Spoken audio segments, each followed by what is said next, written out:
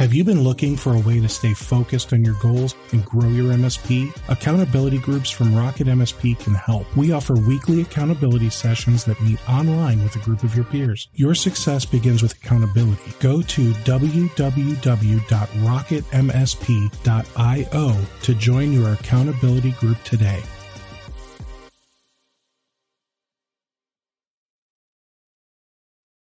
Hey there. Good afternoon, good morning, depending on where you're located.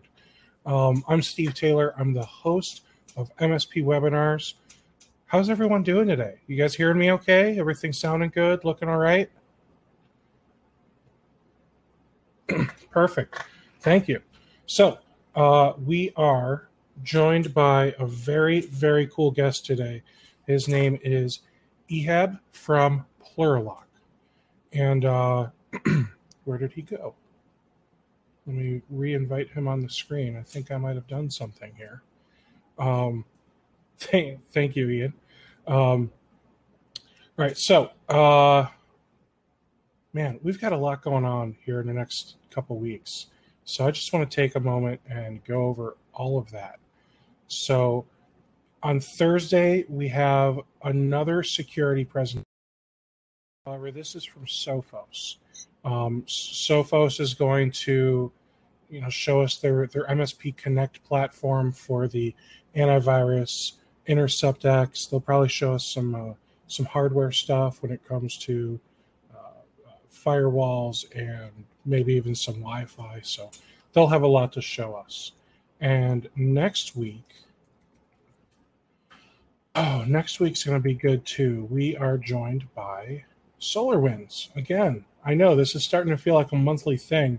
That's because it was set up as like a 5, maybe 6 month thing where we were doing one at a time. So Thursday next week is going to be an N Central tech demo from SolarWinds. And then we're going to be joined the Tuesday after that by CloudJumper. And that one's going to be really cool. We're going to talk about desktop as a service, workstation as a service, RDS, basically doing everything in the cloud. So I'm really excited. We got a lot of cool stuff coming up, guys. So just to do some housekeeping, if you will. Questions, please ask tons of questions. This is going to be this is a product I've never seen anything like this before. So I know I'm going to have tons of questions. It's okay for you to be skeptical and ask skeptical questions. I would like to think that they will be able to address those in a way that, shows you it's not snake oil. So without further ado, and make sure you use the questions section for questions. And then we've also got a poll area. So if you could go and answer the poll questions, that would be super. I'll be watching YouTube and this here. I did not put this one on Facebook today, but if you have any questions, go ahead and put them in the YouTube chat or in the Ask a Question section here in the webinar itself. With that said, Ehab, please take it away, my friend. You'll need to share your screen again. Perfect. Thanks very much, Steve. And thank everybody for joining us today. It's actually a great pleasure to be talking about the Plurilock technology, which is a very cool technology that I'll go over.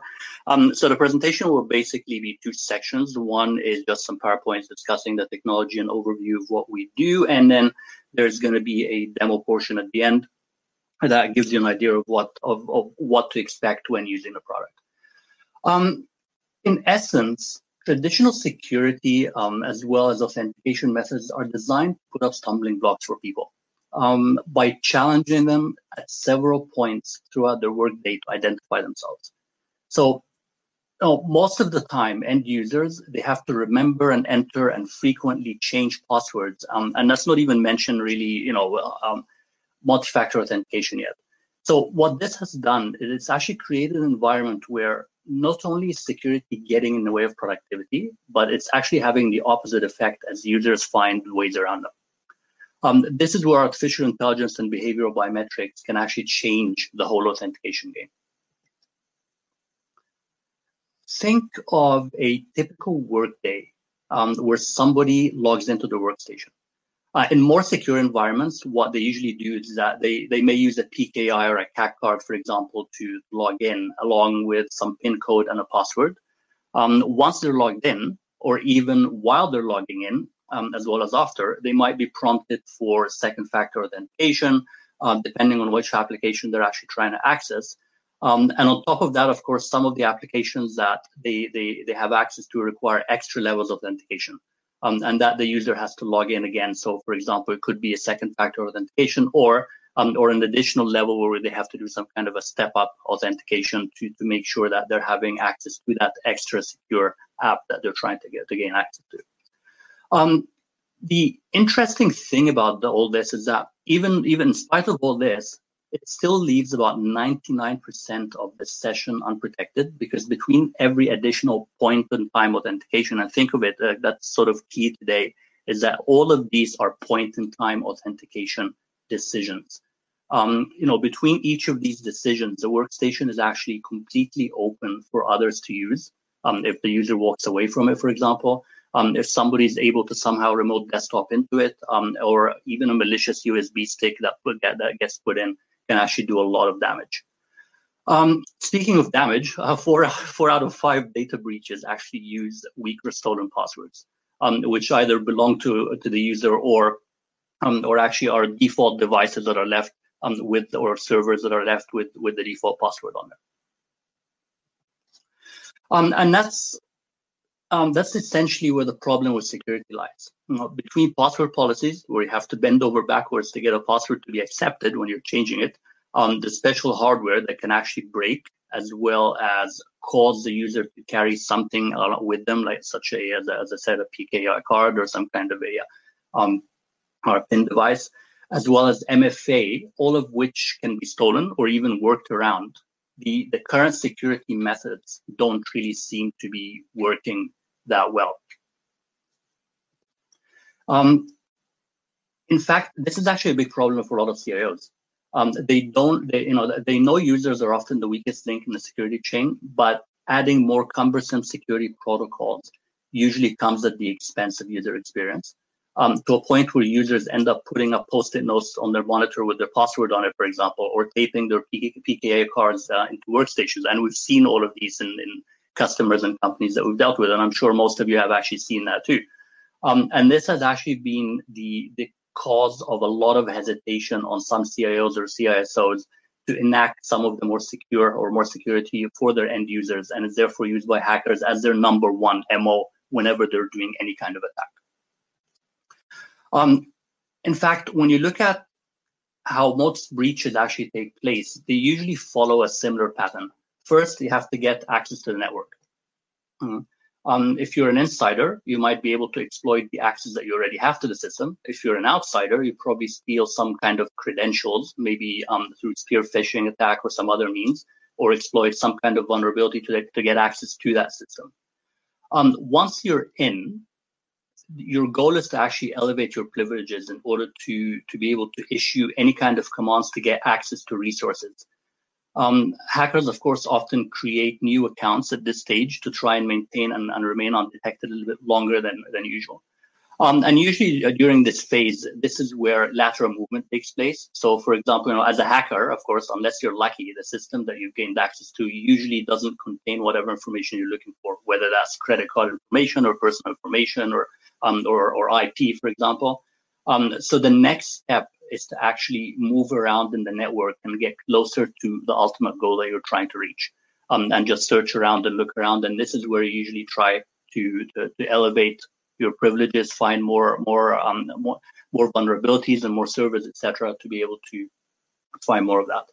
And from there, of course, you repeat the process until you get the access that you need and the permissions that to go after your ultimate target. And then you're pretty much free to wreak havoc or whatever you have in mind, whether it's theft or business disruption or anything else that you're actually looking to do as a hacker.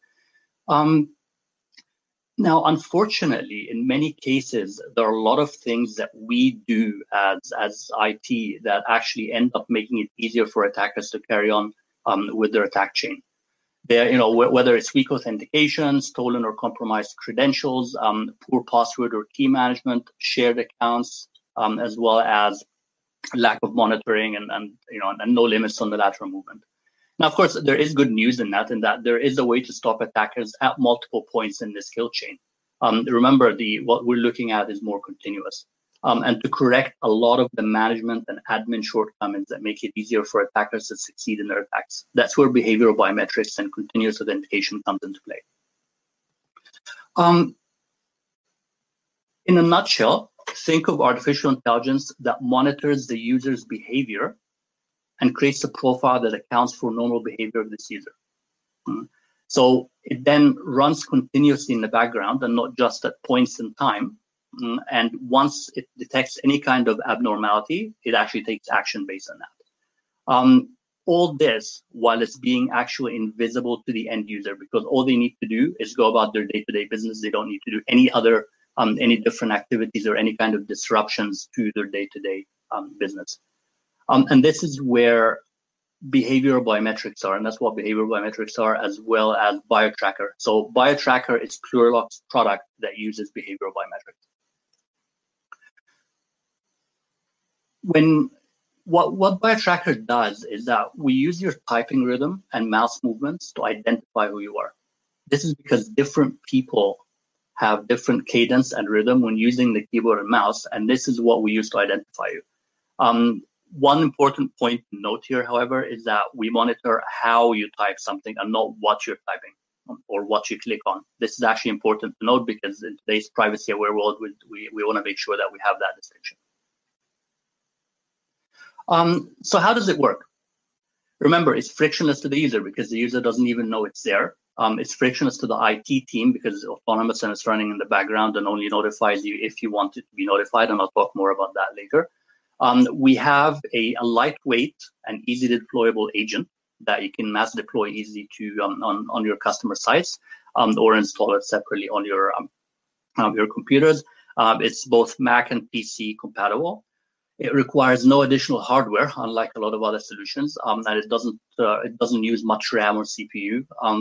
It requires the user to absolutely do nothing else other than just use their workstation normally, and do their day-to-day business. What we do is that we register the user. So the registration and the enrollment are both automatic. So once the user logs into the endpoint after you set it up, the system hasn't seen them before, what it will do is that it will register them and begin to enroll them on the device. Enrollment usually allows us to build an initial profile for that user. And once they're enrolled, the system automatically starts to protect that user. Now, bear in mind, this actually protects the whole endpoint, not just a specific application or website. So you've got your whole endpoint actually protected against anybody else using it. When a registered enrolled user begins to use that endpoint, the agent actually starts collecting data on how they're using that keyboard and mouse and encrypts that data together with the device identifiers and some unique agent keys and send them to the server to process. The server basically then analyzes the data against the profile that we have on file and makes a decision on whether the user is who they are claiming to be. And all these events are comprehensively logged, whether it's negative events or positive events. There is the capability, of course, to do false alarms that allow the system to learn and adapt to the user's profile over time. And this is key with machine learning and artificial intelligence, is that the system will continue to keep learning your style. And as you evolve as a human being and that style changes over time, whether sometimes it's due to injury or due to other things, it actually can learn that style over time. So with that, and I'm sorry to interrupt, but I see some questions that I feel like we should ask right now. So if someone switches to typing one-handed, does it immediately block them out? How does that work?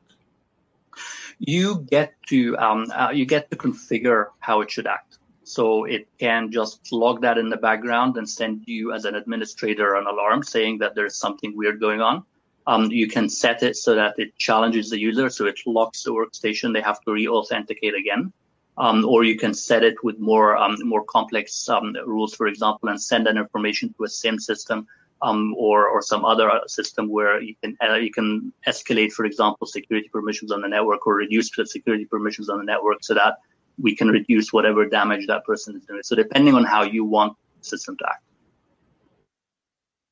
And it's a ridiculous question, but I'm going to ask it anyway because I got to see how advanced the AI is. Will the system know why I'm typing with one hand? Why you're typing with one hand? Yeah. It's not going to know why you're typing with one hand, but it will know that you are typing with one hand, or at least it will know that you are typing differently from what from your usual method. We've actually noticed the accuracy level of the system. We've noticed is that it will actually detect when somebody's fingernails are longer than usual, for example, because that slightly changes your cadence in the way you move between keys. So we've actually noticed some difference, and it will recognize that difference. It's that sensitive. Now you realize that's kind of creepy, right?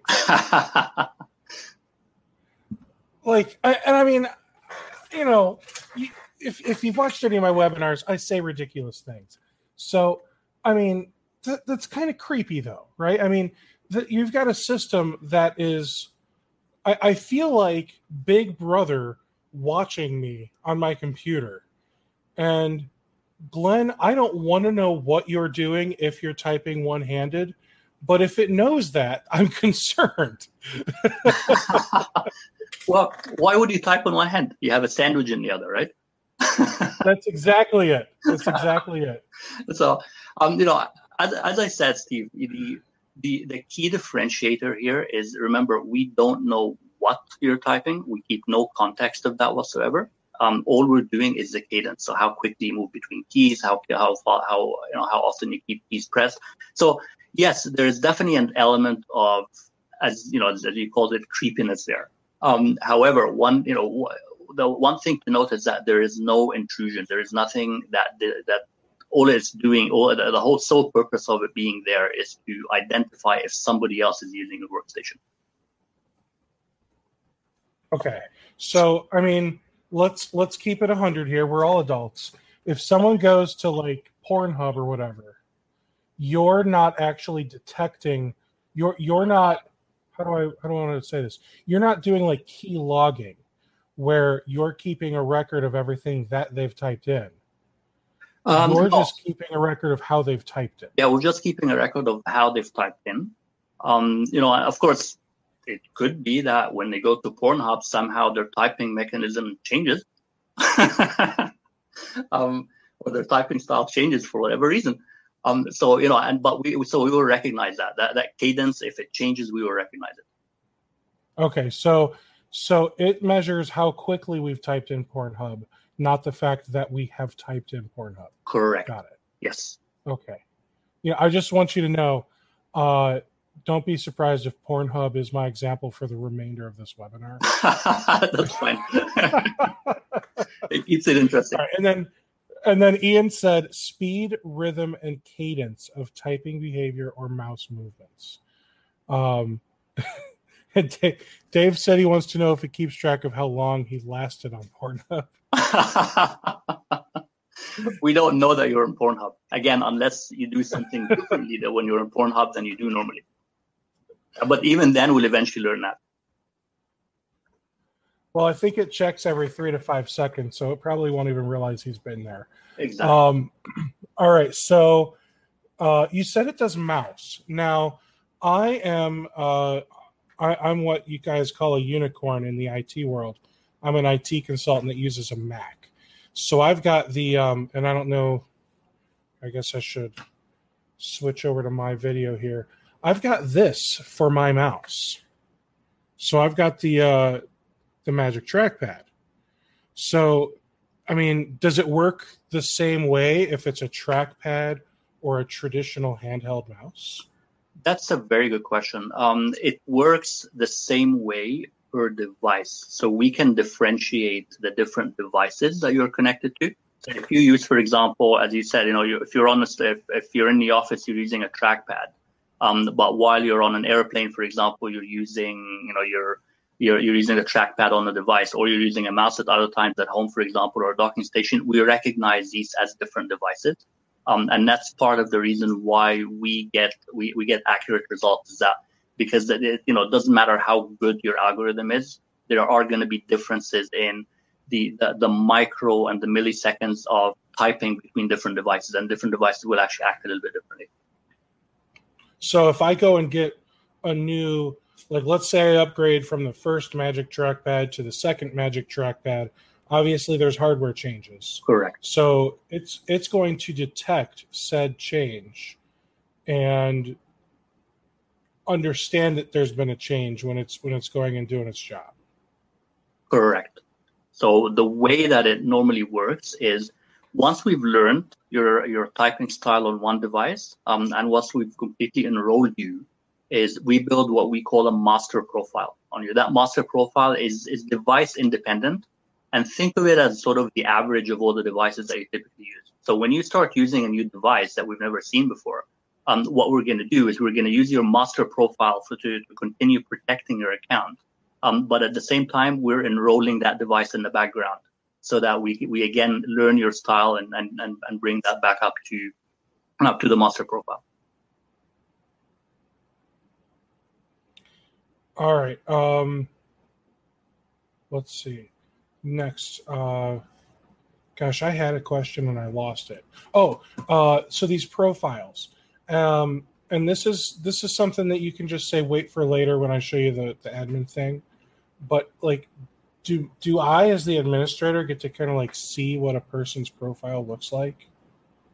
You don't see the details of the profile, but you see the different devices, and you see the you see how enrolled they are. But as you said, I will show you that later.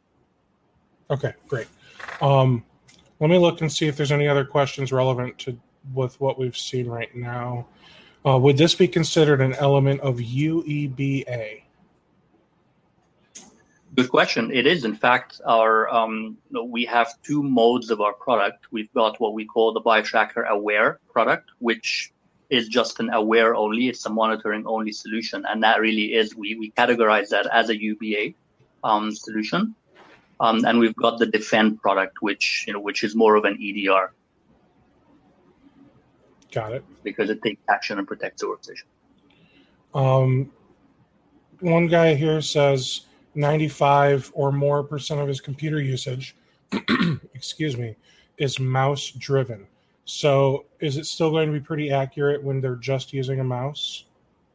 Yes, simply because of the fact that we treat the mouse and the keyboard equally in terms of how in the input. So if most of your usage is mouse, well, it's part of machine learning. We've learned your style, and your style consists of mostly mouse, and that's what we're protecting.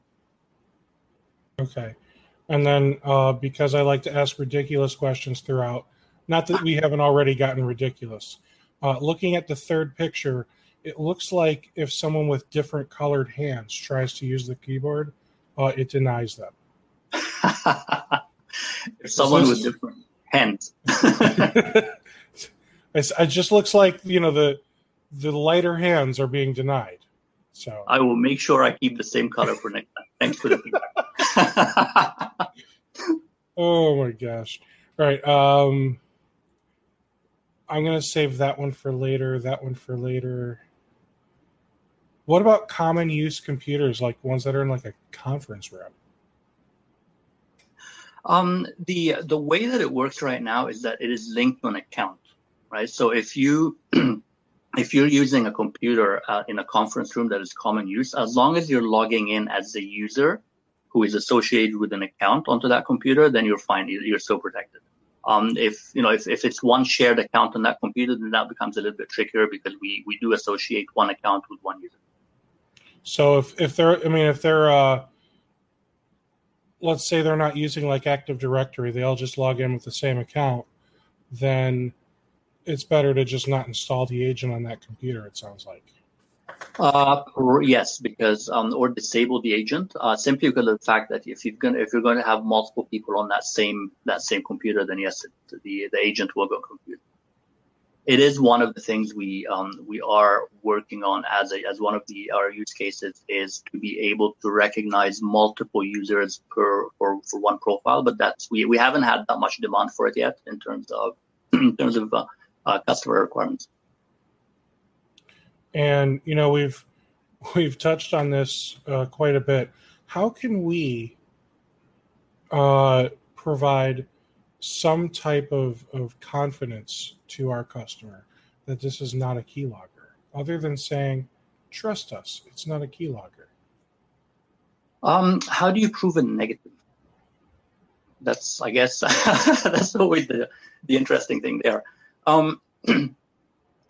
It's you. The interesting thing is that once you set it up, you don't, everything is encrypted. Everything is all the raw data never leaves your client, and it's everything. The only things that are sent to the server are sort of aggregated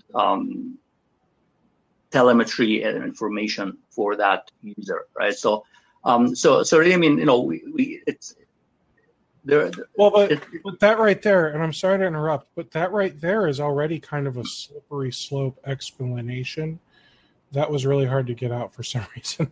So, people have heard Windows 10, for example, back when everyone was all, Microsoft is invading my privacy. That was the big thing. Microsoft is watching the telemetry data and all that other stuff. But we do know that Microsoft is using the information. So they're using, what you type, where you go, what you search for on the computer, everything.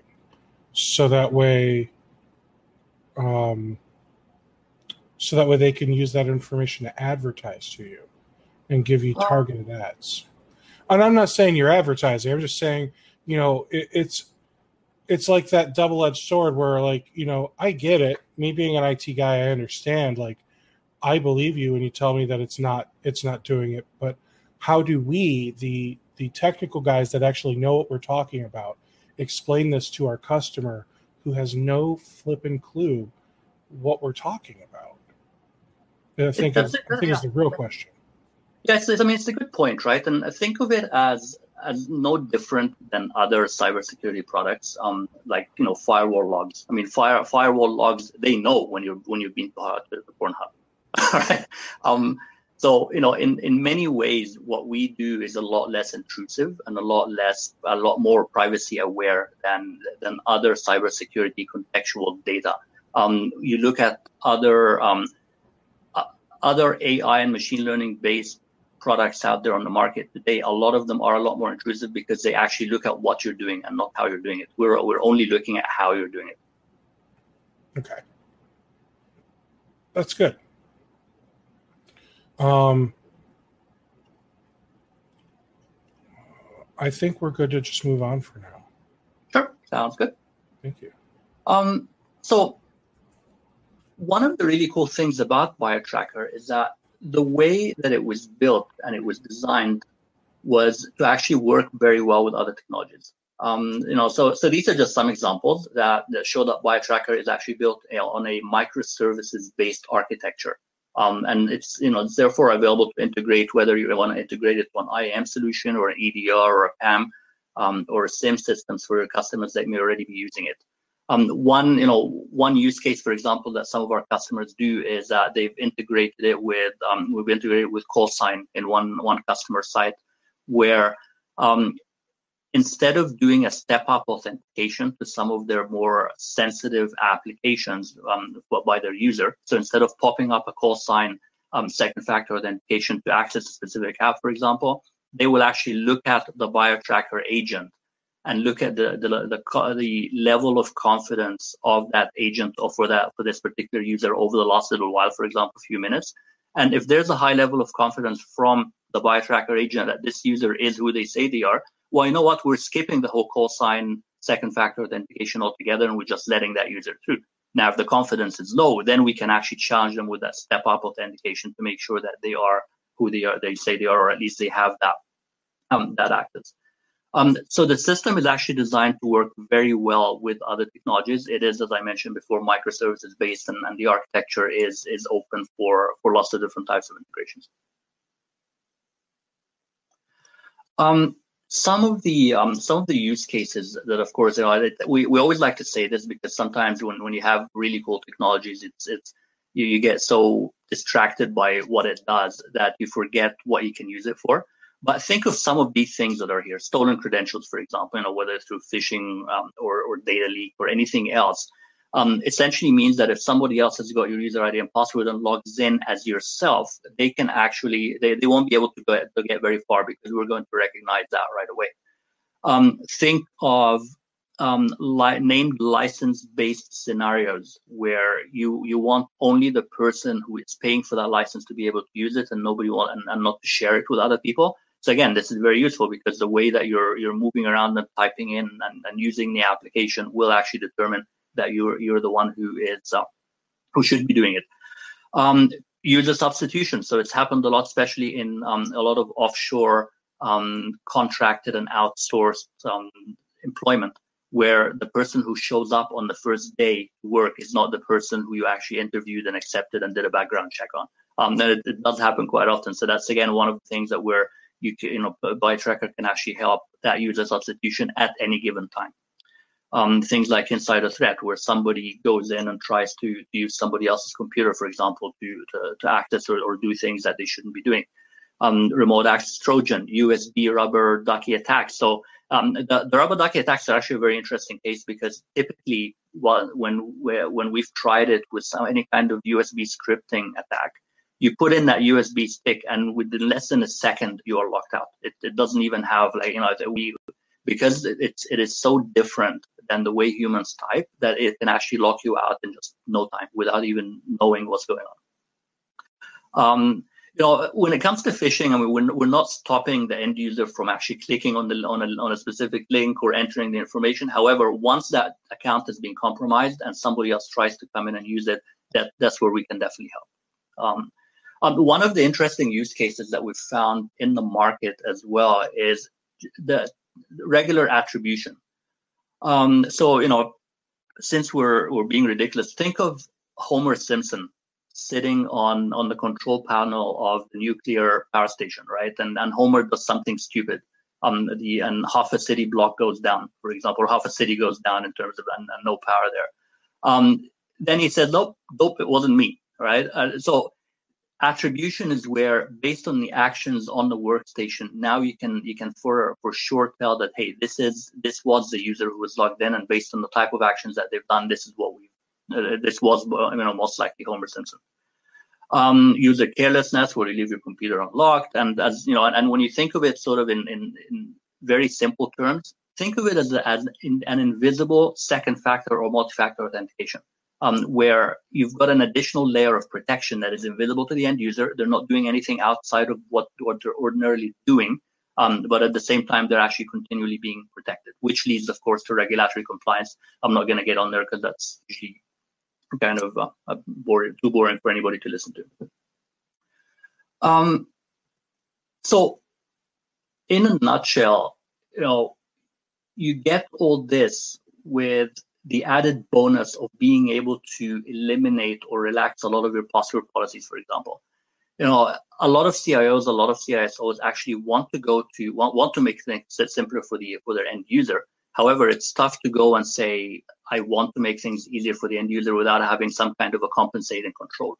And everybody knows nowadays, even NIST have come and acknowledged recently that having complex password and the rotation and all these policies that make it very difficult for the end user are not really having that much of an impact on cybersecurity.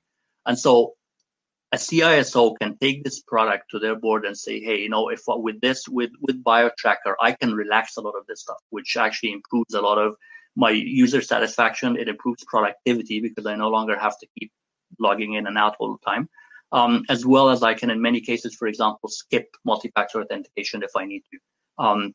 And I can increase, for example, the inactivity timeout so the computer doesn't get locked out every 5 minutes if they don't do anything on there. And the really cool thing is no user training. It just sort of works by itself once you've set it up, and it runs continuously and protects continuously as opposed to a given point in time. So just to give you a quick, so what I'll do is I'll give you a quick demo. So I'll pause here for questions first. But essentially, just to summarize this, BioTracker uses AI, and it builds a profile on the users by the way that they type on a keyboard and mouse, not what they type or click on. We use that profile to provide continuous identity assurance and protect against identity threats. And all that while we maintain user satisfaction because there's no additional steps or interruptions to the end user. Any questions before I go into a 5-minute demo?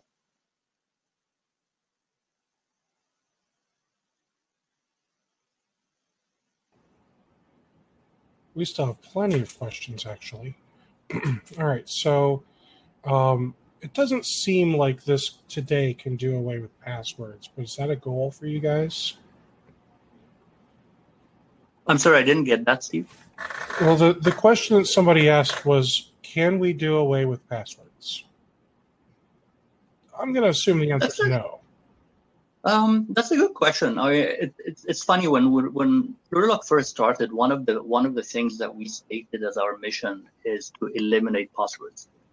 At this stage, with what we have today, no, I don't think so. But I think the way that cybersecurity as a field in general, using machine learning and artificial intelligence, and when you start having a lot of contextual signals around the user activity. So keyboard and mouse is just one of them. Think of, for example, when you look at one specific user, what's their IP address? Where are they logging in from right now, for example? Where's their phone located, for example? There are a whole bunch of additional signals that you can use all together to potentially say, hey, you know what?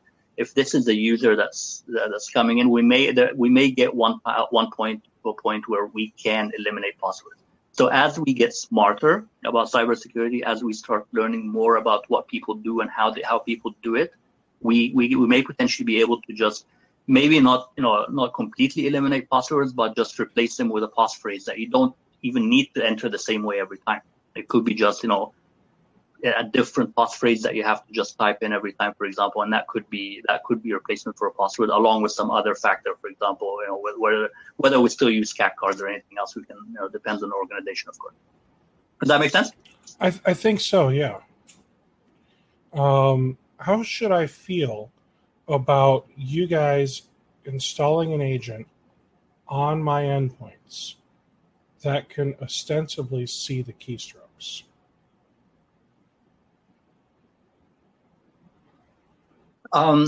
Don't feel uncomfortable because we see numbers between the keystrokes.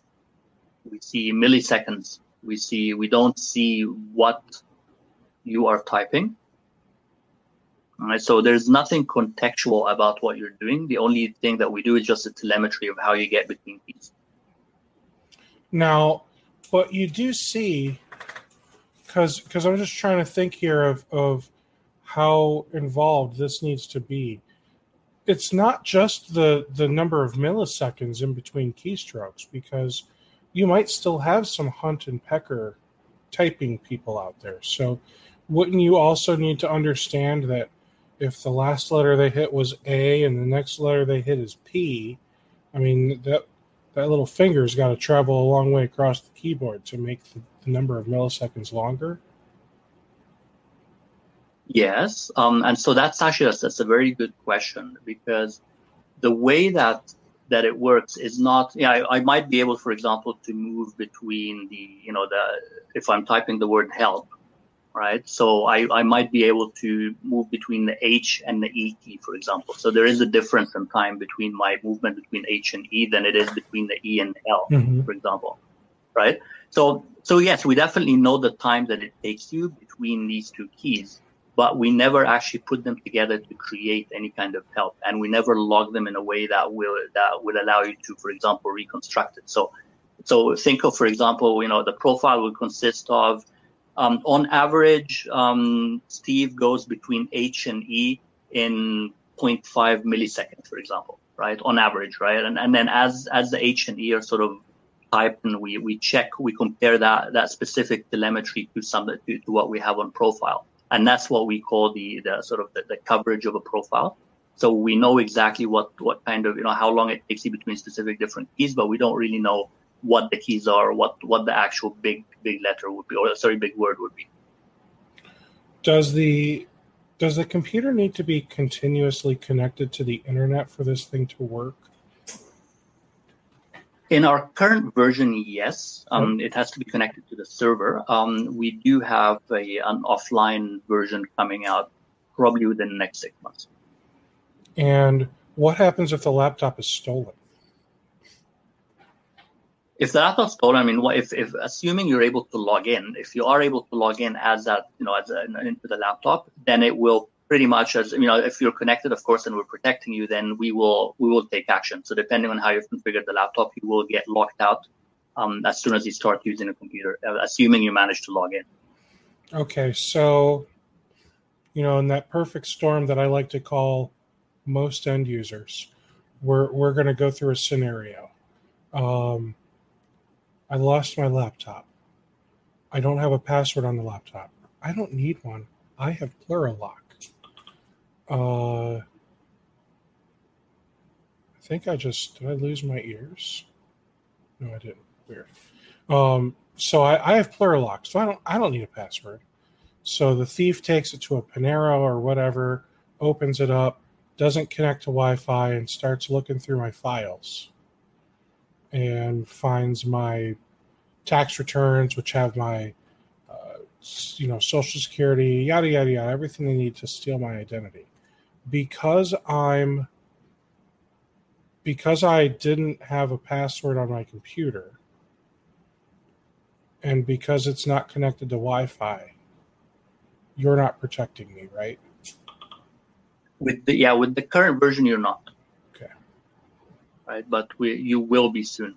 And I see one of the questions, for example, if nothing leaves the system, why should I not? Why would it not work offline?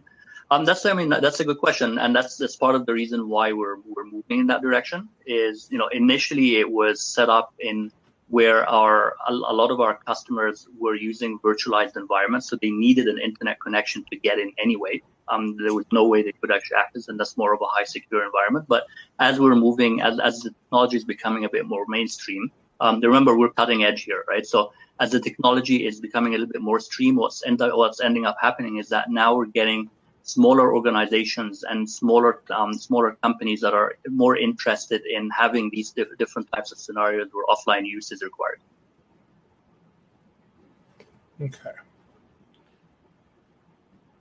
Okay. I mean, it's not the answer I wanted to hear, but you came ready to answer, so that's good. We've talked about keyloggers enough. There was one person, they asked what the difference between this and a keylogger is.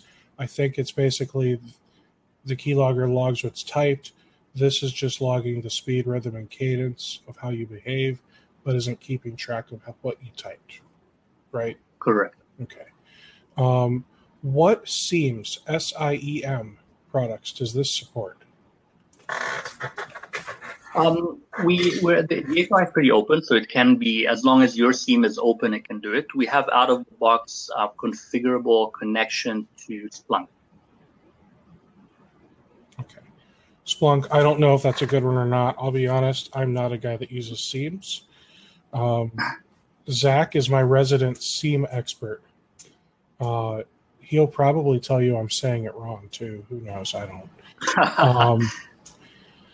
What about an API? So we can query the data. Like, for example, we use a SIEM or something else that you don't have out-of-the-box support with.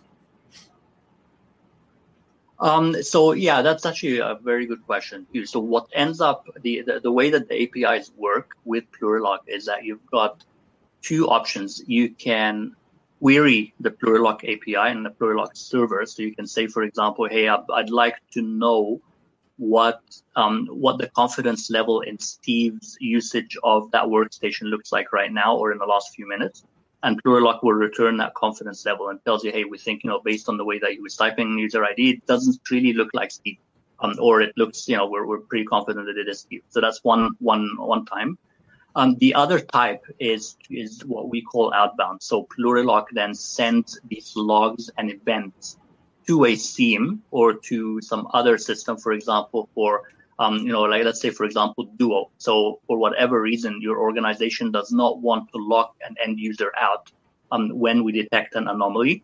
What we can do, for example, then is that Plurilock or BioTracker will send Duo a step-up authentication request. So as soon as we detect that anomaly, you'll get prompted on the screen to step up your authentication. So to enter a PIN number, to enter something that would make sure that it is still you. So either way, the integration actually works, and the API support both of these. Awesome. Now, Glenn wants to talk pricing. He wants to know what it costs. And I think the to clarify, MSP pricing. So obviously we would be buying it and like reselling it or packaging it in with our bundle.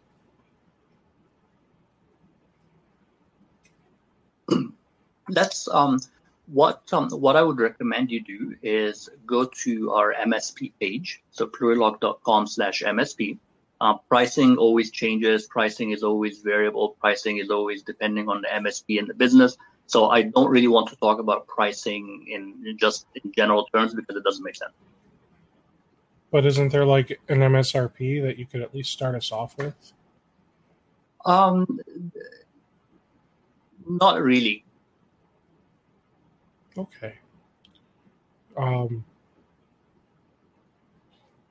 So everyone here is saying that means it's expensive.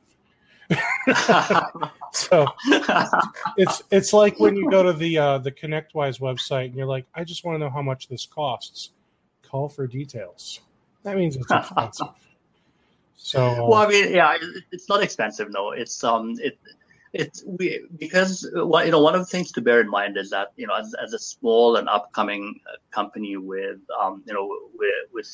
bleeding edge technologies, one of the things that we do try as we go to market is we try to be flexible as we start to build our customer base. So that's why we typically don't want to say prices publicly, simply because of the fact that it just it positions us into a category that we may not fit in. And it's and just to answer your question, no, it's not expensive. Okay. We are in line with pretty much every other EDR solution and SIEM, any EDR solution out there or UBA solution out there. All right, so I see Ian put in the chat under $10 per user per month. So that could be 2 or 3, or that could be $9.99. We don't know, but I would say that is potentially reasonable. Potentially. I would like to see how are you guys trying to position yourselves? Because obviously this isn't something that we can compare to like, Sophos antivirus or Bitdefender, because you're not protecting machines from the software malicious threats. You're protecting machines from physical bad actors. And I feel like that, there's really not. Do you have any competitors in your space right now? I think it's when you talk about competitors, it's an interesting question because of the way that we focus on the person. So when you look at competitors, you can say, okay, do I compete with endpoint protection solutions? Well, maybe. Do I compete with an antivirus solution? Well, you could say I'm protecting the endpoint, so yes, I am. However, at the same time, I'm not really protecting it against viruses. I'm protecting it against insider threats or users. And that's exactly, yeah. I mean, you just repeated what I said there. So with that, do you actually have any competitors? Think of every user behavior analytics solution out there as potential frenemy, meaning that they could be competitors in certain scenarios. But at the same time, we are a very good complement to a lot of these solutions out there because we provide that additional human layer in terms of signal. Okay. And the same with with UBA, right? Because the products that we do have actually fit within there. Okay. Thanks, Eric. I'm not sure if that's good or bad. I think he's implying that you're dodging the question. You're answering in a very political fashion when I'm asking yes or no questions. And they'll call you on it, unfortunately, here in MSP webinars. All right, so yes-ish, I think, is the answer I'm hearing to, do you have competitors in this industry? Sort of. Yeah, we do. I mean, it's, and as I said, right, we look at competitors in two ways. One is, do they do and solve the same problem that we solve, but in a different way? That's one way of looking at it. Right.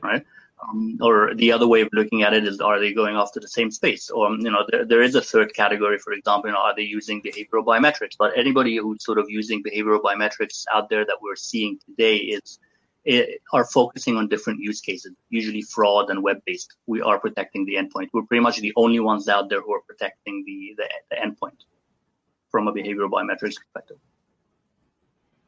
Okay.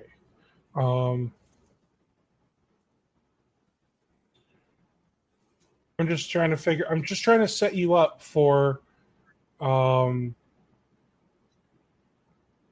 don't really know what I'm trying to set you up for. I had it in my mind.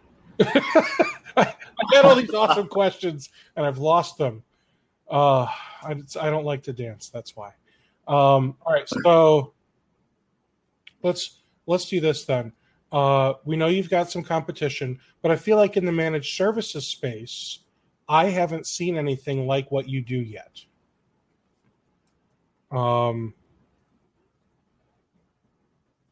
So are you familiar with any MSP type of companies that do what you do? And you don't have to name names. I'm just looking for a yes or a no.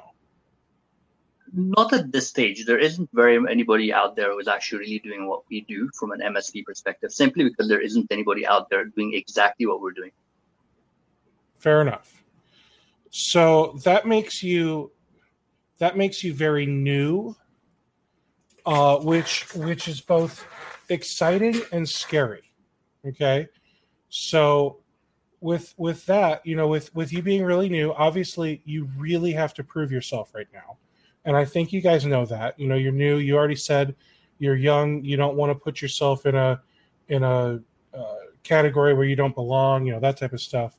But at the same time, like for an MSP, we don't see you guys being talked about other than, have you heard of Plurilock? Or who here is using Plurilock? Anyone? Show of hands. No, nobody. Okay. I mean that's. We're starting to hear the name. You guys are showing up on Reddit. You guys are showing up in Discord and all the other places. But I'm not hearing any, yes, we use it, we love it. I'm not even hearing, yeah, we tried it, it's awful. Like I'm just hearing nothing but, hey, they exist. So I just want to make sure that you guys are aware of that. And then I did a poll just now. 6 people have answered out of the 14 people that are here. Please, everyone else that has access to the poll, please answer this. The bottom question is the one I really care about right now. And while you guys are answering, I'm going to go through the poll questions one by one, just so you guys have an idea, Ian and Ehab. So how interested do you think your customers would be in this type of security product? The answers that I'm seeing here are 4 people have said somewhat interested. 4 have said not at all. Make that 5. And 3 have said very interested. Nobody has screamed, take my money. What do you think this is going to cost per user per month? One person thought you were going to be charging over $20 a month per user. Everyone else thought it would be in the 1 to 10 range. My favorite question to ask, and it's always the same one that wins, and I'm okay with this. Star Wars or Star Trek? Star Wars won. And I asked a question I think that Ian and Ehab would find useful, whether it's positive or negative. What is this worth to you? per user per month. Not what do you think it's going to cost? What is it worth? So I won't read those out loud. I'll let you guys. You guys should be able to see that if you go to the polls section down in the bottom there. But I mean, that is, if they're saying that's what it's worth to them, that is more like the expectation of what these people are thinking it's going to cost. And if it's worth that to them, that still doesn't mean that they'll actually buy it. So I'm not trying to be a jerk. I just want to make sure that you guys are aware of what the crowd is feeling right now. Interesting. Yeah, that's not the thank you. I appreciate it definitely. We can look at the. I'm looking at them right now. So, let's see. I know there are more questions. I'm going to try and breeze through them all. Brad said he's having a hard time understanding the product or how to sell it. Is there some type of white labeled marketing material available that he can include with when he goes to sell his managed services to his clients? I feel like, if this is in the less than $10 per user price, this is something, Brad, in my opinion, that should just be included with your fully managed service package. That's just me. All right, so Ehab, do you guys have any type of marketing material that we MSPs can use with our customers? Absolutely. So we have we've got data sheets and white papers, and you can actually get access to all of that. So just go to plurilock.com/MSP, and you'll be able to get access to anything you want. And are any of these items what we call white label? So they have a spot for us to slap our own logo on it? Yes. So every document out there does have a version where you can put your own logo on there. Wonderful. I think that's really important for all vendors to do when it comes to having MSP reseller partners. If you're not going to give us the tools that we need to market and sell your product, it's we're being set up for failure. So the fact that you're providing that, this is good.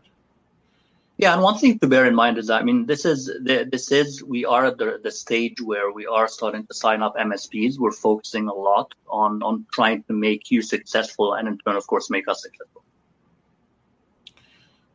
Do you integrate with any MSP products right now, like ConnectWise, Autotask, or the data products, I should call them now, Kaseya, anything like that? We don't, but it's as I mentioned, it's an open platform, so it's very it's not hard difficult to do. So depending on the MSP and the platform, we're certainly willing to talk. Do you have any integrations with things like Zapier? We don't do Zapier per se. However, it's not that difficult to build something simply because of the fact that Zapier is completely open and we're microservices based. So it's literally shouldn't take more than a day or so. Okay. Let's see here. Does this work well with like some type of remote desktop connection? So, for example, like somebody working from home logging into Citrix. We actually recognize when you're connecting remotely versus locally, and so if all your connections are done remotely versus locally, then we learn it that way. Of course, there are definitely nuances when it comes to connecting remotely via Citrix, for example, where Citrix sometimes takes control of the keyboard and mouse traffic that comes back and forth. So I would say that it definitely works well, but there are some improvements that we are making in that regard. Okay. Will you guys simply just, and it's really about the fact that when you're connecting remotely, sometimes the time it takes is actually not that consistent, and that's where the difference takes place. So what we're doing right now is trying to look at specifics like Citrix, for example, and make sure that we have that we take a little bit more control of that timing and the time log, so that we can ensure that we're a lot more accurate. So I think we touched on the fact that this would be fantastic for like banks and doctors' offices and that type of stuff. So do you guys sign BAA, for example? Say that again, Steve. Sorry, I didn't get that. Are you guys willing to sign a BAA? I believe it's a Business Associates Agreement for HIPAA compliance. Let's talk and see. Okay. And the reason that answer is going to be very important, because if that answer is no, then I have to word this wisely. Any MSP that is doing HIPAA the way that an MSP is supposed to be doing HIPAA will require a BAA from any of their vendors, especially the ones that that are being utilized for like that doctor's office. So Yeah. if your software is getting deployed onto one of the computers at that doctor's office, my understanding is you're going to need to sign a BAA, or else you're still on the hook. You just have even more liability now. Yeah. So the BAA, I think, is more to cover your assets. So I mean, it's a good question. And we're not opposed to signing it. It's just because I'm not a lawyer. We'd have to make sure the lawyer actually signs. I understand. I understand. Let's see here. Will this solution work as an acceptable replacement for multi-factor authentication, or call from Azure AD Plan 1? Users hate multi-factor calls from Active Directory. We have a for Active Directory federated services, we have a plugin that acts as a silent second factor authentication. So as you're signing in, use the way that you type in your user ID and password to authenticate you, and that's integrated already with ADFS, so you can use it with things like Office 365, for example.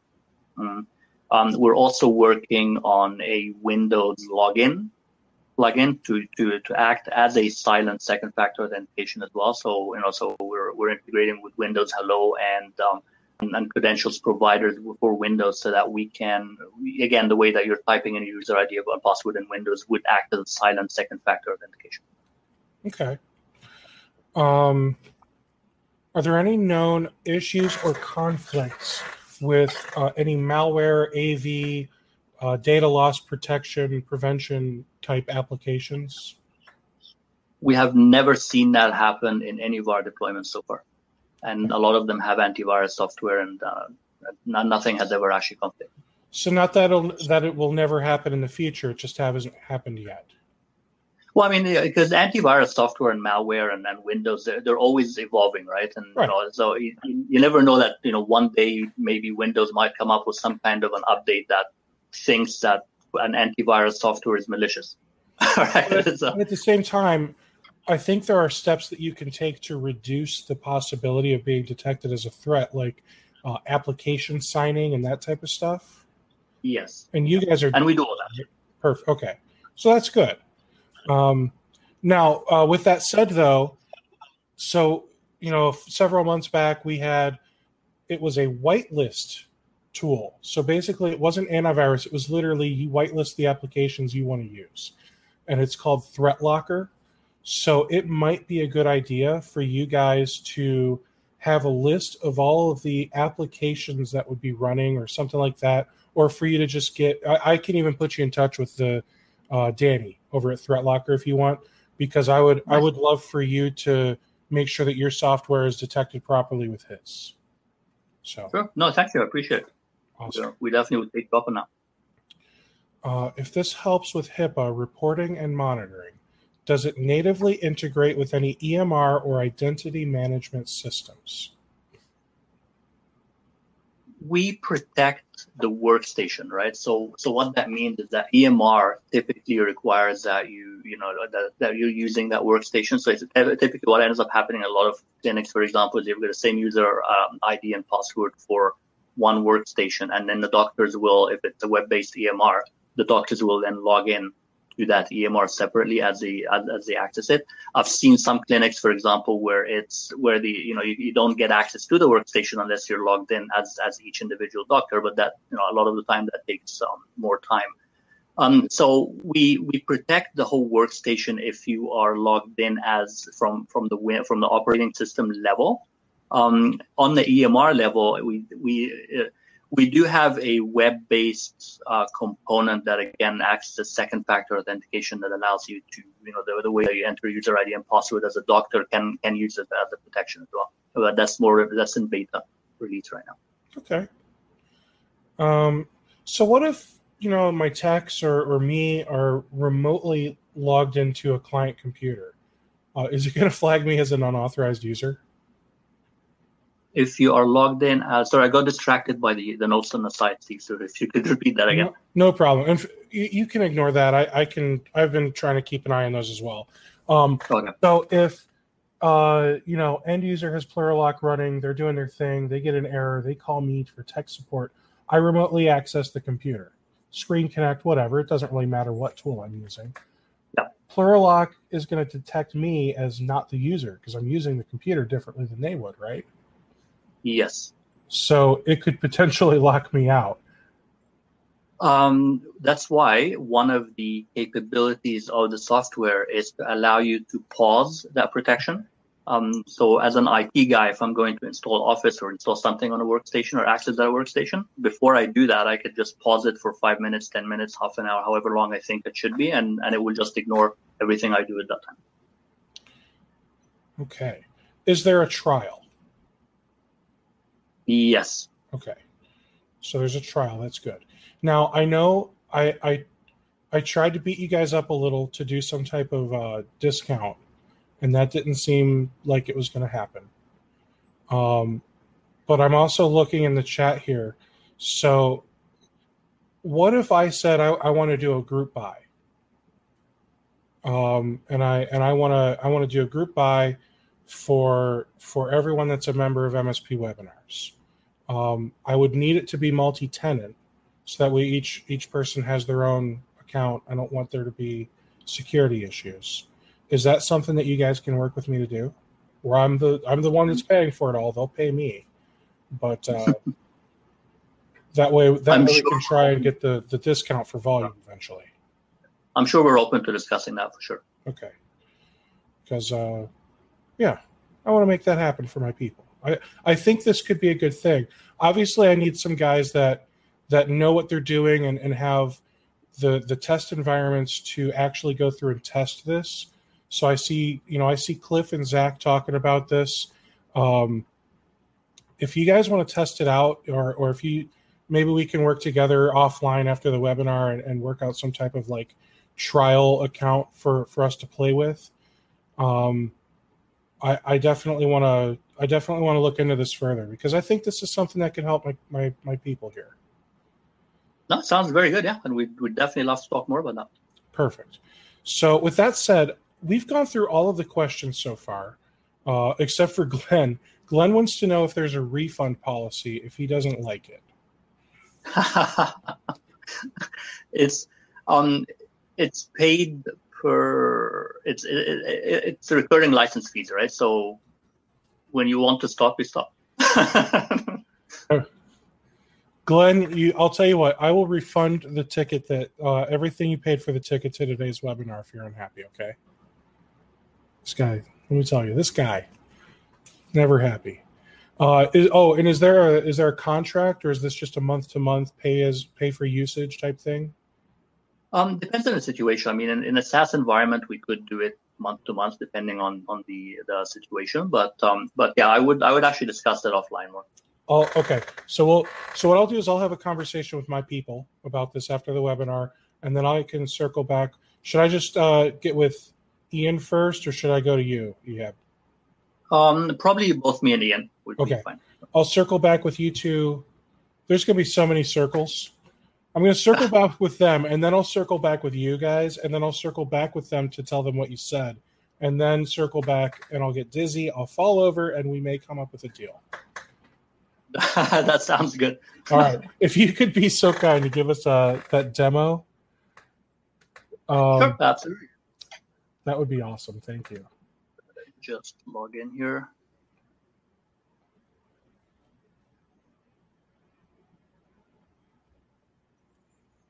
And you can tell Cliff really does watch like every one of these videos.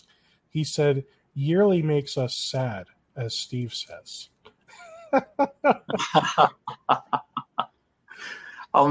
So this is just a very quick overview of what the administrator would see. So, think of, from an endpoint perspective and from the endpoint agent perspective, there isn't anything to show. It's just an agent running in the background, and most of the time end users don't even see it anyway.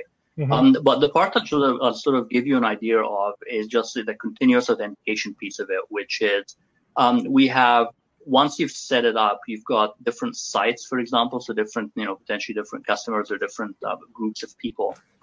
Within each site, you have registered accounts. So these are people who are actually using the system right now. So, for example, you've got this user ID, that user ID, and depending on the actual user, if I were to log into that or drill into that user, you can see, for example, that there's some information on that user ID. He's got a whole bunch of profiles.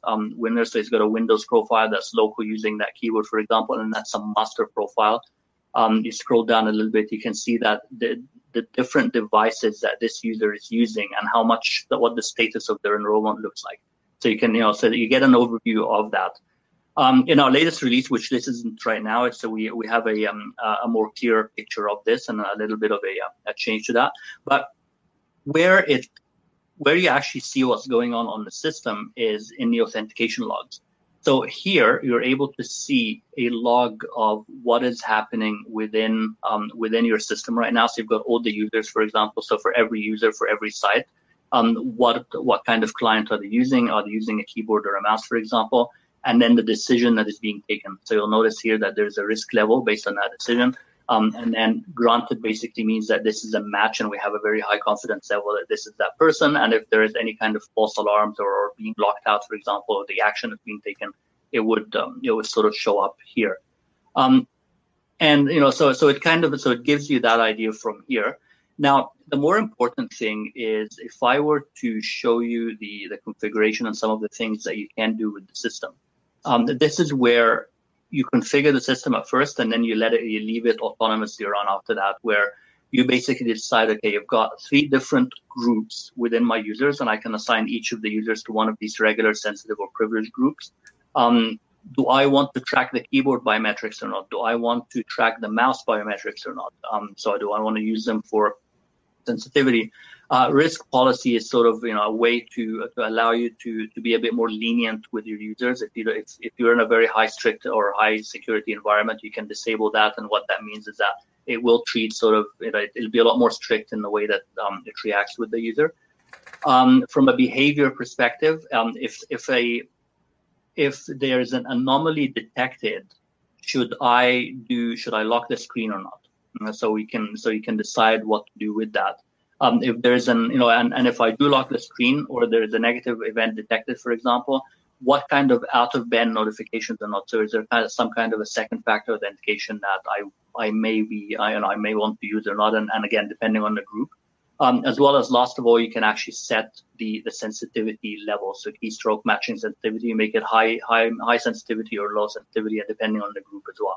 And that really determines how close we consider you as an end user to your profile before we consider that some kind of a negative event. Now, there are a lot of other things within the system, like configuration, integration with Splunk, the email services, the logs, and the SMS, and all that kind of. There are a lot of things that we can sort of go through. But I just wanted to give you a very quick overview of authentication. This is good. Okay, so let's talk about biometric. Enable keystroke biometrics. Zach said just a perception comment. You should probably avoid the use of the word keystroke because people might go keylogger crazy on you again. Okay. So Ian, I'm sorry. Can you share that again? Because I wanted to look at that and just talk about some of those things I was seeing.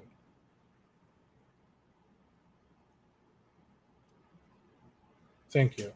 Mouse biometrics. Even if you just said keyboard biometrics instead of keystroke, that would probably. Now, risk policy, and I understand that there's probably more to it than just the keyboard. I'm just, again, this is perception. This is Zach bitching to bitch, and also helping you guys save face in the future. That's awesome, actually. No, I appreciate that. And just a backgrounder, Steve, this is the previous version. We're about to release the newer version in the next 2 or 3 days. Okay. And we've actually gone through a revamp of a lot of the labeling and a lot of the nomenclature based on the feedback that we've received from the market so far. Okay. So, yeah. So the biometrics part seems pretty standard. Regular, sensitive, and privileged. So this is basically like a good, better, best, or a user, manager, executive, or something like. Is that kind of what I'm understanding this as? Correct. So let's say, for example, the privileged user might be maybe users who have access to a lot more sensitive systems that can do a lot more damage to your environment, whereby regular users are just the day-to-day end users. Okay. We don't have admin rights, for example. So sensitive or privileged could be somebody that has access to HR or accounting or that type of stuff. Whereas regular would just be the minions. Correct. Yes. Okay. So now looking at behavior, locks enable risk policy. So turning the risk policy on for regular. That is actually making the biometric data more strict, correct? Yes. So when you enable the risk policy, what that's making it is actually making it less strict. So it listens a little bit longer to you before deciding whether you are this is anomalous or not. Okay, so maybe you should rename it to enable risky policy because it's a little risky for us to. All right. So, all right. Behavior, lock screen on suspected intrusion. Now, I'm going to assume that this is either a demo or maybe your own office or something like that. So this is not the recommended use to not lock anybody out, correct? Correct. Yeah. I mean, that's the whole point of it is to remain secure. And this is our office one, and a lot of the time we turn it on and off depending on the environment. So we just we test it out internally first. So somebody must have just turned it off, but yeah, depending on how you want to do it. Okay. So I would say that again, perception, having all of those off, even especially now knowing it's your office environment and not a test environment, I feel like you guys should be eating your own dog food and protecting your own environment. But that's just me. Good point. Out of band notifications, is that where it sends some type of alert to me or the end user? Yes. So this sends it to the end user. So we're trying to keep the administrator away. Or out of the loop, just simply not out of the loop, but to keep the administrator from having to do a lot more work. So what ends up happening with this right now is that if for whatever reason we detect an out of band, so we will send you an SMS to say, hey, was this you or not, as an end user. So if I'm an end user, I'm at lunch and suddenly I get one of these SMSs, that means somebody is probably on my workstation. I can actually respond, yes, it was me, or I can say, hey, it wasn't me, in which case the computer would get locked as well automatically. Okay, and then can we scroll down to the next? Oh, there's nothing after security. Okay, so the keystroke sensitivity, again, perception keystroke, but high would be highly sensitive, highly likely to kick you out if you don't appear to be you. Yes, so it would be not highly likely to kick you out, but highly likely to say that you are not the profiled person. Okay. Now, let's see. I see static auth. Okay, so now I'm looking across that little menu along the top. I see dashboard, static auth, continuous auth, system config, and system management. Where are we right now? System config. We are within continuous authentication config. Okay, so do each one of those areas have its own little config? Each of these, yeah. So we've got, I mentioned earlier on that we've got the static authentication piece. So that's sort of the web-based, you can protect any website. So you have its own configuration as well as authentication logs as well. So you can have it for this or this. System, of course, is all system-wide information. So all the SMS service for the whole system, the email service, password authentication, the Splunk integration, log and data retention as well, we can control from there, as well as you've got things like being able to manage the administrator accounts for this admin console and the roles and permissions, then a whole bunch of server-related things. So the system log, for example, what's been happening on this system. And if you've ever dealt with highly regulated military environments, for example, you know that on the admin console, you need to be able to log everything that happens. So that's where it sort of shows up, as well as licensing, of course. Zach, I'm going to ask you a question here in a minute. So going back to systems management, I saw email. So when would this email, or was it email, systems management? There was email somewhere. Yeah, there. When would it email and why? Email is mainly for the administrators. So as you sign on more administrators, or you want to get some alerts, for example, you can get that through email. So, for example, even though this doesn't directly integrate with something like ConnectWise or Autotask or Insert Here, you can at least send an email that creates a ticket, because it would just go to help at Taylor IT Group, whatever, to say Glenn Livett was locked out of the computer for not typing the normal way he types. Not in this specific version that you're looking at, but in our next version, we'll be able to do that, yes.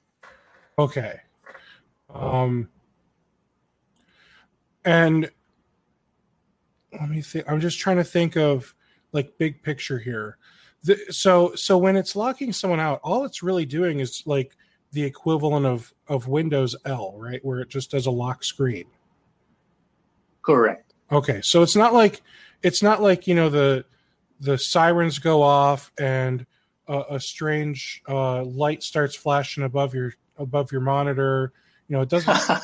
So it's nothing like that. It's literally just locking the screen, and they just have to log back in. Yes, that's by default. However, there is nothing to stop you from, because we integrate to something like Splunk or any other SIEM system, there's nothing to stop you from having a light and a siren go off on top of the user's head if that's what the company wants.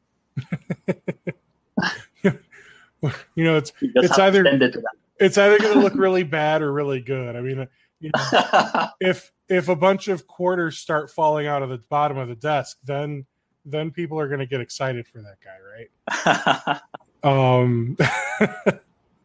All right. So Zach asked, what did he ask? It has to do with the static auth section. So you mentioned websites. So my question is, can I just get this for the MSP Webinars website and have like biometric authentication for when they log into their account? Or is that's stupid and that's not how this works? No, that's exactly how the static website authentication is meant to work. It's a piece of JavaScript that you put onto any login page on any web page, and it will call the BioTracker APIs to learn the way that you've typed in. The interesting thing is, because again it's behavioral biometrics, right? So we have to learn how you're typing your password and user ID and password. And so what that means is that we eventually, it takes us a little bit of time. So we're not going to protect you instantly from the first time you log in. We have to watch you for, about 10 times before we actually start. That makes sense. Yeah. Now, for the website, does that still require the agent on the computer and the agent and the website work together? No, it doesn't. So So the website is almost like a completely separate module. So I could literally put this on my website where the MSPs log in to get access to the member portal, and they don't have to have the agent on their computer. Yes, yes. And then when I'm and now this is me just out of sheer curiosity. Am I paying the single license price because it's on one website, or am I paying for every single member that logs in? Or is that just a different price altogether? You know what I mean? Like, no, it's still per user or per member, but because it's the volume of members is completely different from an employee perspective, it has different levels of pricing. Okay. Now, Zach's question was the static config. That's basically biometric for the typing of the password and using the biometric as that second factor. And I think you stated that, you said that before I even read you off his question, that the JavaScript is going on my website, which is watching how people type and calling the biotracker and telling them, right? Correct. So basically the answer to Zach's question is yes. Okay. And then one more question here. Can we set this up to sync with LDAP to set your policies based on where the user is located in the organizational unit? That's a good question. We don't. The agent doesn't really care about the type of user on the device or on the machine. So whether that's that's an Active Directory user or something, or a local user on the machine, it doesn't really care. It's just it will log, register, and enroll that user the same way. But I'm not sure if that was the question, or if I've not answered the question or not.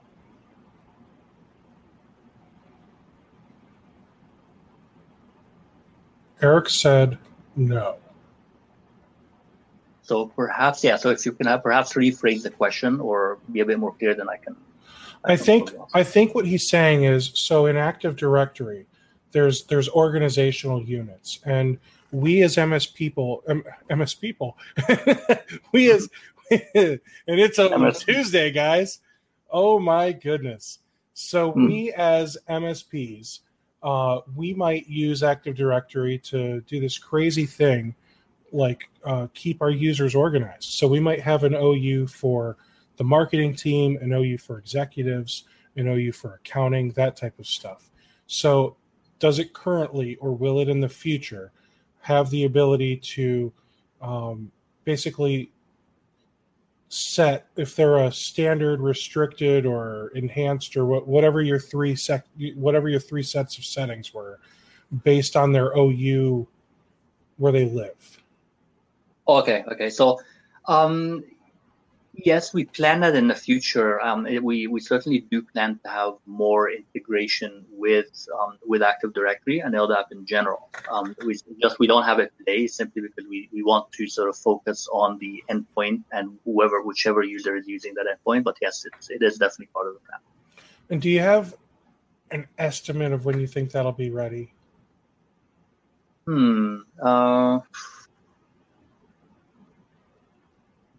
It's probably it depends on the customers that we get, but it's likely won't be in the next 6 to 8 months. Okay. Will not be, right? So likely not until at least Q2 of 2019 at the very soonest. Yeah. Unless you get a bazillion MSPs and they all say we need this. Yeah, unless we get a bazillion MSPs, yeah, exactly, and they're willing to pay us, and we'll be happy. So, similar question. And this question is to Eric. Eric, what other ways could you organize your end users in order to deploy these agents? Like, for example, you are ConnectWise, if I recall correctly. So, for example, you could have a little drop down on each computer or something that says regular, executive, something like that, where it assigns the policy based on that. That just takes a lot of manual work on your part, because it's a lot harder to go through into each individual thing and choose a drop down or radial or checkbox or whatever, versus just moving things around in Active Directory. Is that an accurate statement, Eric?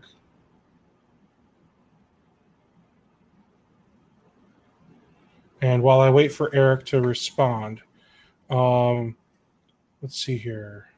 Zach, following up on our earlier question about the static authentication, what if we're using a password manager? Like I use 1Password. That won't work. So if you're using a password manager, or you're using a just your browser caching in the password, that will not work. We actually will prevent you. You'll have to re-enter the password again. So you won't even let us use that on the website if we've got the BioTracker JavaScript installed. Yes. That's awesome and annoying. I mean, yes. You know what I mean. I mean, it's fine if you're using that as a factor, but it's give and take. It's security. It is. Brian said, "Okay, that's too far. I'm out." I don't know if he's being serious or not. Or then use the continuous authentication one. This way you don't have to worry about it. You can still use the right, and the continuous one would just be the one that's on their workstation agent. Correct. Yeah. Eric, so if we use the LastPass Enterprise for our clients, then we cannot use your system. And Eric, to clarify, this is regarding the static authentication. So you can actually, on a website, install some JavaScript on that website, like as the web designer or developer, right? You can install some JavaScript onto the login page where it's tracking the way that they type in their username and password and passing that information over to the BioTracker. So I'm sorry, I saw Brian and I got distracted. So this would not allow them to use the password keeper to automatically fill in the username and password. And Brian says he strongly encourages his users to use those tools so they have crazy passwords that can't get hacked, or are less likely to get hacked, or at least unique enough that if one gets hacked, the rest of their stuff isn't hacked. So the static authentication, as cool as that sounds, I don't know if that is what MSPs are looking for right now, just so you know. Although that might be a big thing in the enterprise world. If you've got people that are using an intranet and they have to type in a username and password just for that one page. I don't know, man. I'm just letting you know what the people are saying. No, good point. Good point. I mean, in fact, I mean, that's part of the reason why we always lead with our continuous authentication, because that's where we think is a stronger use case and is required more. And frankly, the static authentication piece on a website for us, I mean, there are other people out there who do it, so we don't really want to get into that space that much. For us, it's more important to focus on continuous authentication and protecting the workstation. Okay. Going back to that Active Directory thing. So I asked Eric if there was an easier way for him to do it. He said we could create an EDF for that, yes, but if there is no API or CLI for provisioning, then that would be pointless. So there is an API for Plurilock. Can the API be used for deploying out and provisioning the client, the end user, whatever? We do. The client is actually an MSI file, and so you can use MSI execute or any of the policy based tools to just deploy that to as many workstations as you want. And you could also add some / commands, I assume, so that way you can say this belongs to XYZ organization, to ABC policy, that type of stuff. Correct. Yeah. So that's that's pretty much all the anything that you can do with Active Directory there, or with with deployment, you can do that. The key thing is that while you're deploying our MSI, you're also you also send the configuration information with it too. Okay. And once it's deployed, can we change their config? Like, can we change them to from a regular to a restricted or vice versa? Oh yeah, absolutely. It's on the admin console. You just go in and change them. Okay.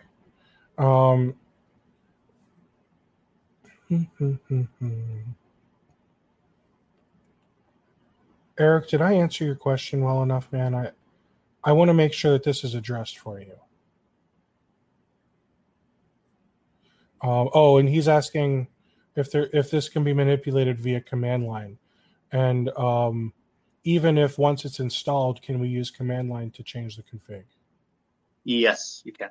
Okay, so we could have a script that we put into our RMM tool. We'll call it Kaseya because that'll drive Eric crazy. So we could have a script in there, and we can have one script called regular, one script called restricted, one enhanced, whatever you guys call them. I don't remember.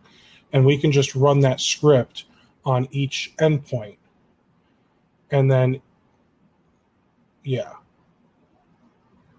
think so. So let me ask you this, and here, I'm just trying to get big picture here. How do I want to do this?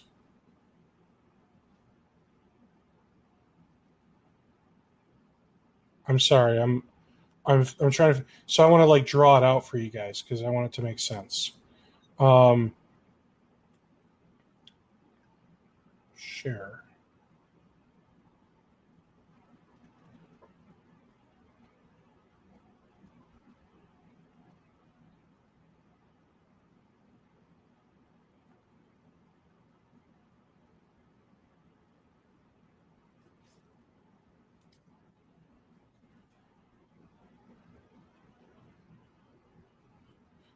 Can you show? I don't know if you're able to share it on the screen.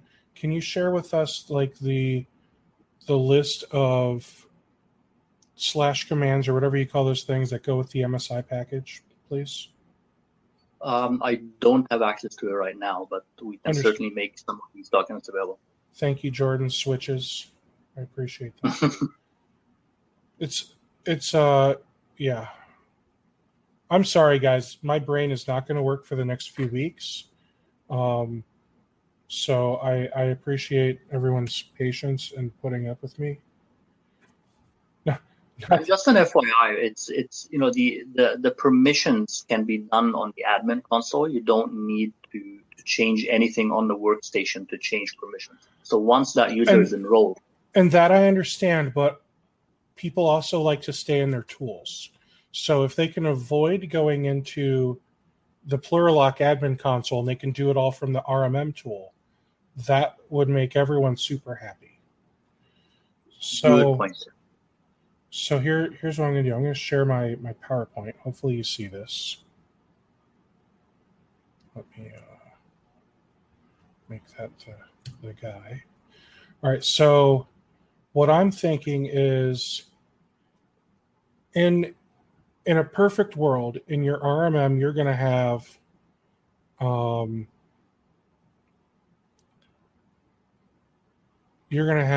why isn't it? There we go. You're going to have the company, and that company is going to have a user-defined field with like their custom code of whatever that custom code is for Plurilock. And then there's going to be a script that we can use to deploy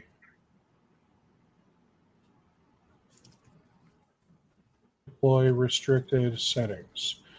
And I assume those settings would be the same across everyone that's restricted.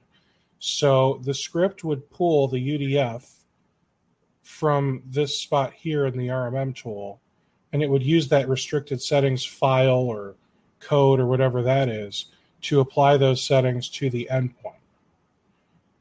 Am I thinking of this correctly, everyone?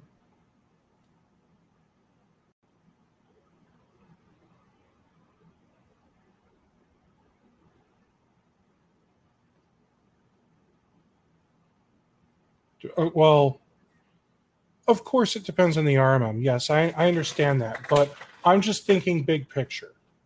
Big picture, if the RMM supports doing all this stuff, which, I mean, heck, if Datto RMM can do it, shouldn't everything be able to do it? Oh, wait, SolarWinds can't. I'm sorry, Zach. Zach, you're going to have to change RMM tools.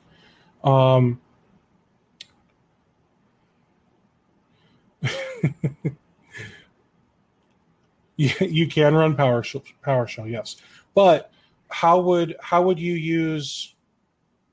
get this custom thing for that specific company using PowerShell? That's my point I'm trying to make, is if we want to do this all in the RMM tool, we need to know the custom code for each company.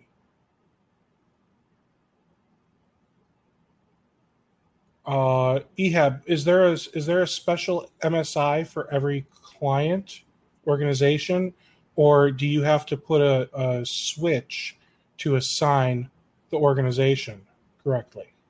The only thing that you need to send as part of your MSI package is just the API keys in order to hit back the server. So what ends up happening is that as part of your configuration for that MSI while you're distributing it, is you enter a few some of our configuration items, including the master key, the API key that needs to hit back the server, and then once it gets installed on that endpoint agent, then it communicates with the server and downloads the rest of the configuration based on that.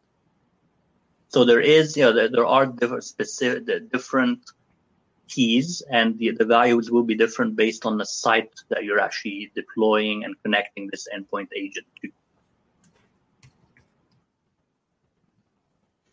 And Zach said so he could write a microservice that passes all that. Call the microservice from PowerShell. Well, Zach, we aren't all as smart as you, Mr. Smarty Pants. We don't drink enough smart water, apparently. We need enough Smarties. We can all hire Zach to do all that for us, I think. All right, so I think I think that covers everything. Ehab, Ian, do you guys have any last comments that you'd like to leave everyone with? Some words of wisdom. Well, thank you for the very engaging discussion. It's definitely, you're a lively group, that's for sure. We try. And one of the things that I just want to make sure of, because today I didn't really talk at all about our MSP program, because frankly our product and technology is just too cool and more interesting. But you can find more on the /MSP link that I keep talking about, the plurilock.com/MSP. And thank you very much for listening and staying this long. Thank you guys, and I do hope that this was received well by you guys, Ian and Ehab. I really enjoyed this. I think as ridiculous as some of our conversations usually are here at MSP webinars, we do learn a lot, and I feel like you have a great service. I will say that with the caveat of I want to try it and see it in action and see if it actually is a great service.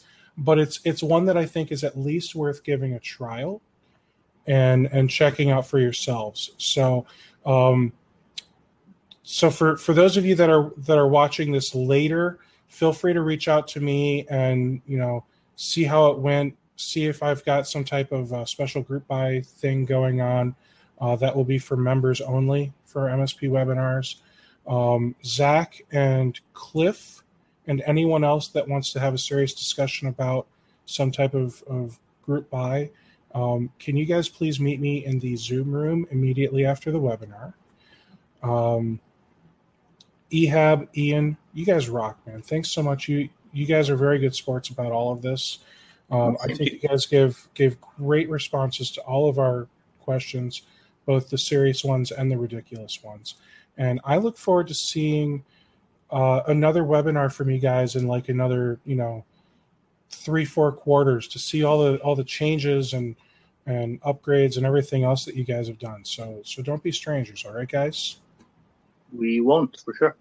Thanks so much. Right. Thank you so much. All right, so everyone, before we close out, just a quick reminder, Thursday we've got Sophos on for a webinar, and they have extended $1,000 to $49.99 special pricing tier for everyone, new and existing customers. Next week, we have SolarWinds and Central doing a tech demo. And then the following week, we've got cloud-hosted desktops, workstations, and desktops as a service with CloudJumper and our mastermind group that we do every month. So if any of those are remotely interesting, just go to mspwebinars.com and register for those now, and it'll give you a little link you can click on to add it to your calendar, whether you're a Mac, a PC, a Office 365, or a G Suite. It'll let you add it to your calendar so you don't forget about it. Thanks so much for attending this, everyone. This was fun. I like doing these with you guys. I hope you all have a fantastic rest of your day, and hopefully I'll see you on Thursday. Take care. Thank you. Have you been looking for a way to stay focused on your goals and grow your MSP? Accountability groups from RocketMSP can help. We offer weekly accountability sessions that meet online with a group of your peers. Your success begins with accountability. Go to www.rocketmsp.io to join your accountability group today.